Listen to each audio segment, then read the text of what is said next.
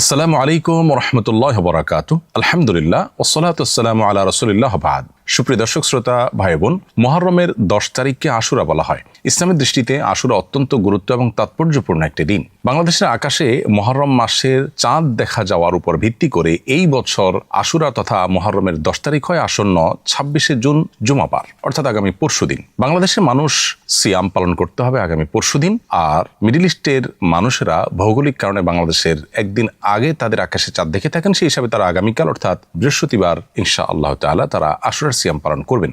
আশুরার সিয়াম সম্পর্কে নবী করিম সাল্লাল্লাহু আলাইহি ওয়াসাল্লাম বলেছেন, সিয়ামু ইয়াউমি আশুরা আহতাসিবু আল্লাহি আন ইউকাফিরা সানাতাল্লাতী ক্বাবলাহ। অর্থাৎ আশুরার দিনের রোজার ফজিলত সম্পর্কে আল্লাহর প্রতি আমার ধারণা, এর মাধ্যমে আল্লাহ তাআলা এক বছর পূর্বের গুনাহ মাফ করে দিবেন। অতএব আমাদের এক বছর পূর্বের সগীরা গুনাহগুলো যেন মাফ হয়ে যায়, সেজন্য আমাদের আশুরার দিনে রোজা রাখার চেষ্টা করা উচিত। তবে আশুরার সিয়াম একটি নয়, বরং মুসলমান হিসেবে আমরা দুটি সিয়াম পালন করার চেষ্টা করব, কারণ নবী করিম সাল্লাল্লাহু আলাইহি ওয়াসাল্লাম বলেছেন, খালিফুল ইয়াহুদিরা শুধুমাত্র আশুরার দিনটি রোজা রাখে, তোমরা তাদের ব্যতিক্রম করো, তাদের চাইতে ভিন্নতর করো, তোমাদের রোজাতে যেন স্বাতন্ত্র্য থাকে তাদের চাইতে। সেজন্য আমরা একটি নয় বরং দুটি রোজা রাখবো। এখানে গুরুত্বপূর্ণ একটি বিষয় লক্ষণীয়তা হলো, ইবাদতের মতো একটি বিষয়ে পর্যন্ত ইহুদিদের সাথে যেন সামঞ্জস্যপূর্ণ না হয়ে যায়, সেজন্য নবী সাল্লাল্লাহু আলাইহি ওয়াসাল্লাম আমাদেরকে ব্যতিক্রম করতে বলেছেন।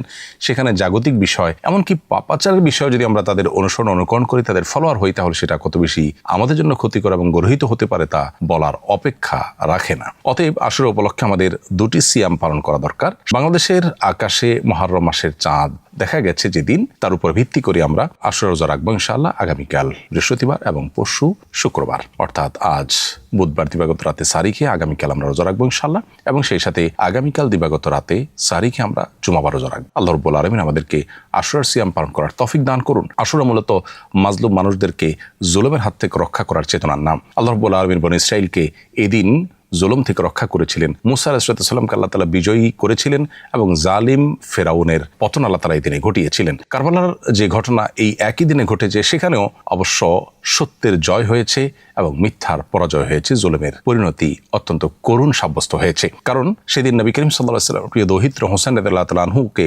সপরিবারে যারা শাহাদাত বরণ করিয়েছে, সে সমস্ত জালিম অত্যাচারী খুনিরা তারা পৃথিবীর ইতিহাসে ধিকৃত হয়ে আছে আজও।